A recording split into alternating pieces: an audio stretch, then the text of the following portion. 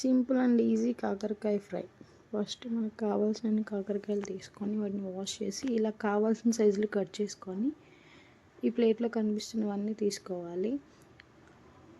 తీసుకున్న తర్వాత సైడ్ ధనియాలు ఉన్నాయి, కొంచెం అది క్రాప్ అయింది. వాటిని కొంచెం ఆయిల్ లేకుండా అలా ఫ్రై చేసుకొని దాంట్లో వెల్లుల్లిపాయలు యాడ్ చేసుకోవాలి. మనకు కావాల్సినన్ని ఎండుమిర్చి తీసుకోవచ్చు. ఎక్కువ తీసుకుంటే కొంచెం కారం అయింది కాబట్టి ఎంత కావాలో అంత మనం తినేంత కారం తీసుకుంటే సరిపోతుంది. నెక్స్ట్ అవి కొంచెం అలా ఫ్రై అయిన తర్వాత అవి మిక్సీలో వేసేసి పొడి చేసేయాలి. ఆ లోపు మనం కాకరకాయలని బాగా మరిగిన ఆయిల్లో వేసుకొని వాటిని కొంచెం లైట్గా ఫ్రై చేసుకోవాలి.